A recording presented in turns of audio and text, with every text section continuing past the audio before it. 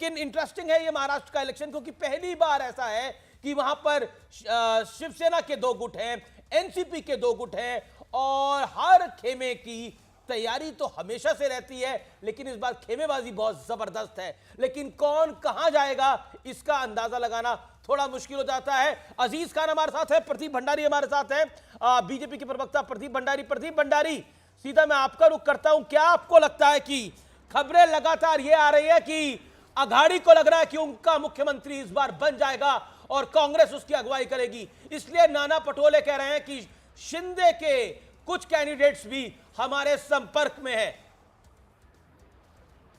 प्रदीप जी, मैं आपको 1 मिनट रोक रहा हूं, चंपाई सोरेन को सुन लेते हैं, उसके बाद आपके पास आ रहे हैं। हर गांव, हर टोला, हर शहर से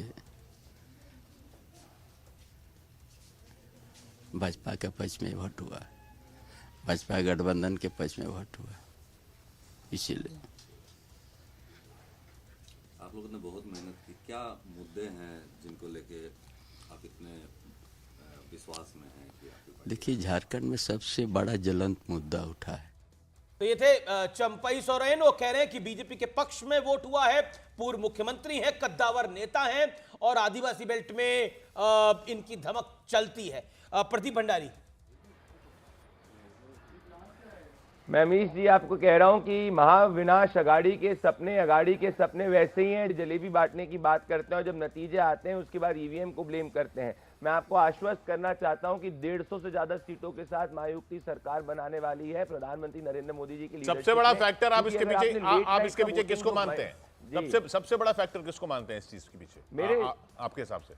किशोर जी, मेरे हिसाब से हिंदुस्तान के अगर लास्ट 50 इलेक्शंस को आप एनालाइज करेंगे, जहां भी महिलाओं ने वोट किया है वर्डिक्ट उधर ही गई है। महाराष्ट्र के अंदर पहली बार ऐसा हुआ है 1962 के बाद से कि जहां महिला और मैन की जो डिफरेंशियल वोटिंग है वो 2% से कम है, और हम आश्वस्त है कि मेजॉरिटी ये वोट हमारे को पड़ा है प्रधानमंत्री नरेंद्र मोदी जी के वेलफेयर और लाडकी बहना के लिए। तो इसलिए एक तो आपको लग रहा है कि शिंदे का जादू चला है, लाडकी बहन उनकी योजना थी, जैसा उनकी टीम लगातार ये कह रही है शिंदे का जादू चला है, इसका मतलब आपको लगता है कि शिंदे की अगुवाई में आपको फायदा हुआ है बीजेपी को?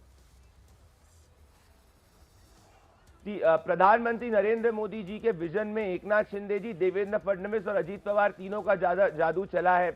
अमीश जी, हमारा सबका फेविकॉल का जोड़ है, जो जोड़ फेविकॉल का होता है, अजीत पवार किस करवट जाएंगे पता नहीं है, एक टीम क्योंकि खबरें कई सारी आ रही हैं।